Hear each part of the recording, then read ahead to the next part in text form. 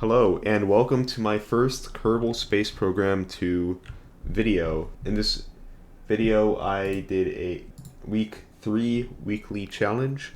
So the weekly challenge is set up by the developers of Kerbal Space Program on the Discord, and I did the stretch challenge, which is to land on Minmus, land on the Mun, and then go back to Kerbin. And the reason why I didn't do any challenge harder than that is just because it's not really the hardest thing in the world. It's just really time consuming. So the Jeb level challenge is to land on Minmus, deploy a rover, drive all the way around, I presume all the way around Minmus, reboard the spacecraft, and then fly back to Kerbin. Um, so driving around Minmus is going to take a while, to say the least. So that's why I didn't do it. But onto the build here, which you can see on your screen. I chose 4 mainsail engines, but then I decided to use 3 because the thrust weight ratio would be like 2. So that's just like way too much for what's needed here. However, I did add SRBs, and now I'm going to be adding struts. And you may be wondering why I didn't use an engine plate for that middle stage there, and that's because engine plates are currently broken. The rigidity is just basically nothing. But luckily they will be fixing this in the next patch, so that's a good thing to note. Currently it's coming out next Thursday. However, they said there might be delays. Hopefully it comes out next Thursday because in this state this game is in, it's kind of a mess. I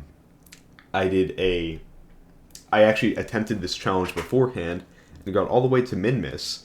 And the only thing is that it was an Apollo style mission, which means that you have to undock and redock.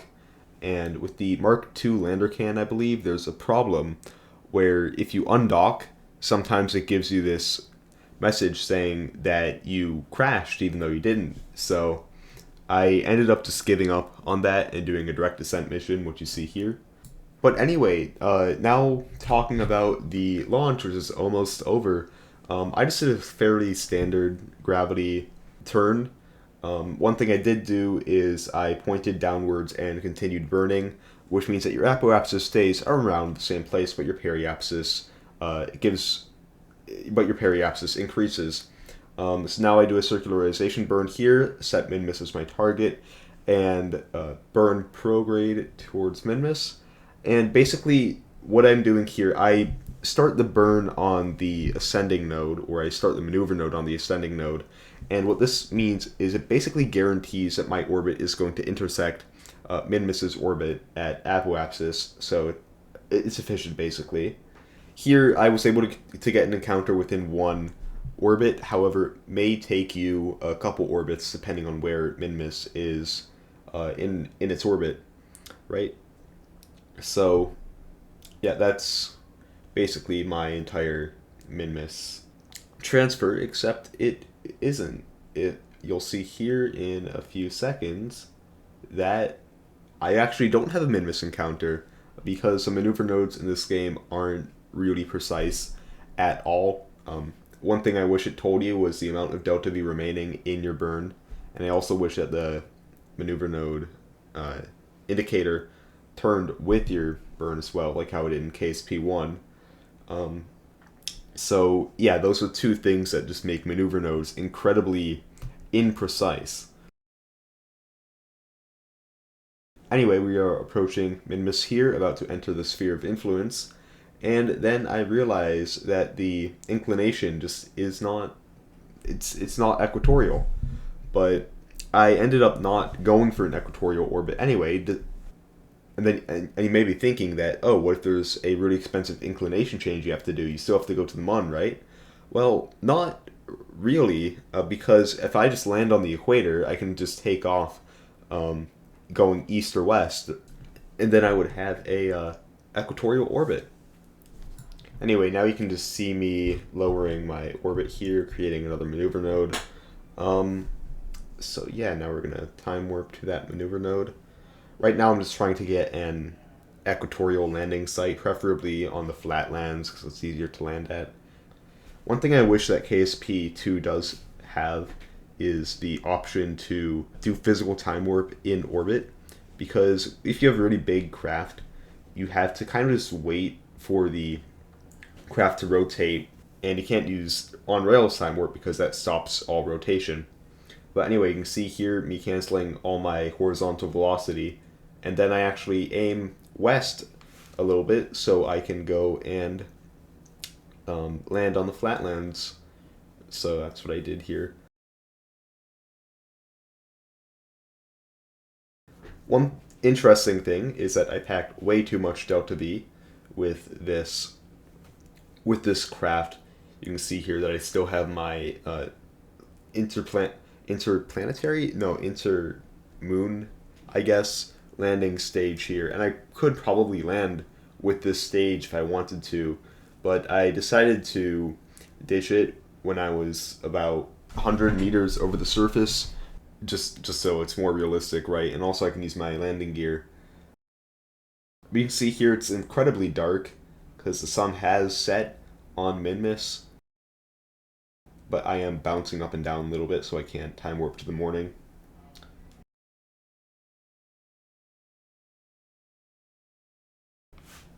Continue bouncing, and we have landed.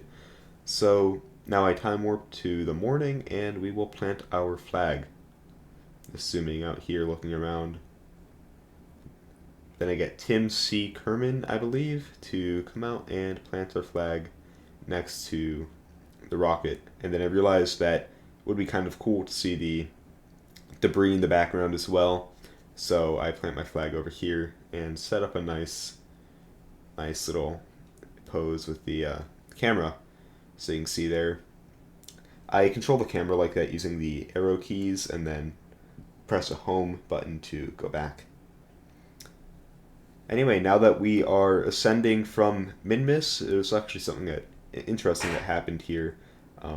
Basically, on these non-atmospheric bodies, you can just go horizontal immediately and save delta V in your orbit. However, there was a mountain range right here that I did not plan for, so I had to pitch up and burn, and I narrowly missed that Minmus surface there by about 100 meters, so it was very close, but I eventually got past it.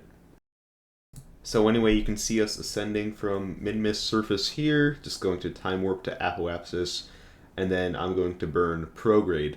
I burn prograde here because burning prograde at apoapsis raises your periapsis, and burning prograde at periapsis raises your apoapsis. Also, burning retrograde at either of the 2 points does the opposite.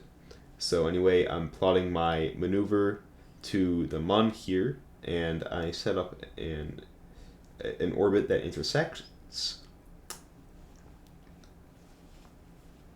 So now I'm pointing towards the maneuver node, because one convenient thing about KSP2 and KSP1 is that when you point towards a maneuver node and then you time warp, it allows you to still point where you need to burn, so you don't need to keep pointing like how you would if you press the prograde or retrograde marker, for example. So anyway, I execute my burn here, and I believe, yep, I do some more fine tuning here to the burn.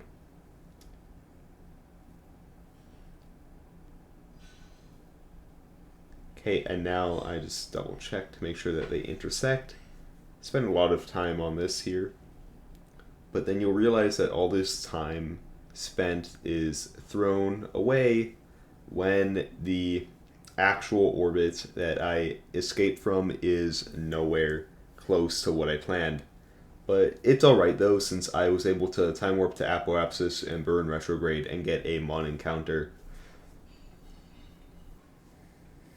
So anyway, I burn my engines here and get that Mun encounter, and I actually crash into the Mun. I had to keep burning in order to not crash into the Mun.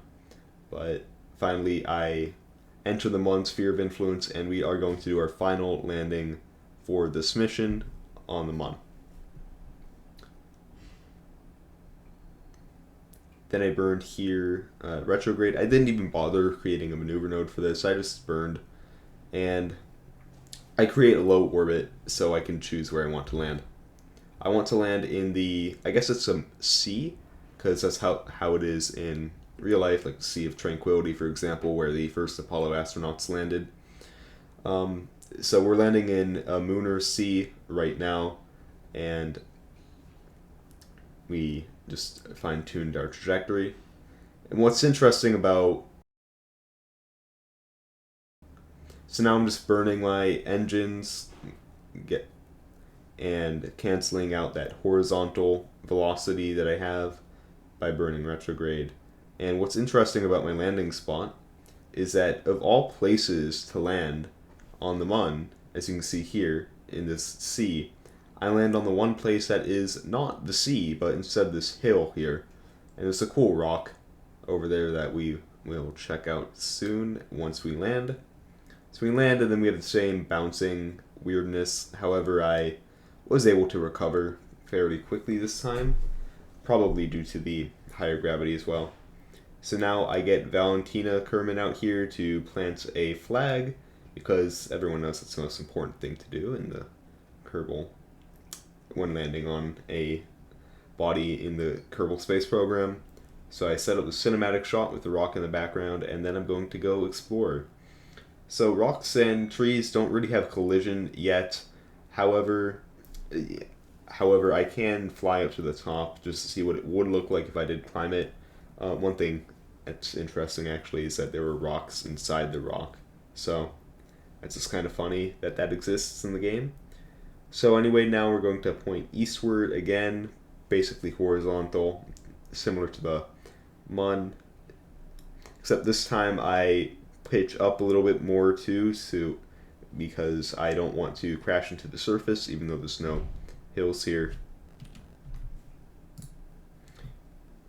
So now I just time warp to Apoapsis. One thing I do wish that they added in KSP2 is that they had this arbitrary kind of like speed limit of how fast you can time warp at certain altitudes. And while this is really useful in some cases, in other cases, it just means that you're waiting too long for something that you can just do way quicker, right? But anyway, we're setting up our encounter with Kerbin here into Kerbin's atmosphere. For this, I actually prayed that I didn't have the same issue where I had to adjust my orbit once I exited Kerbin's sphere of influence too. But luckily, I did not have that issue. So now I just point retrograde and burn a little bit to cancel a little bit of my velocity.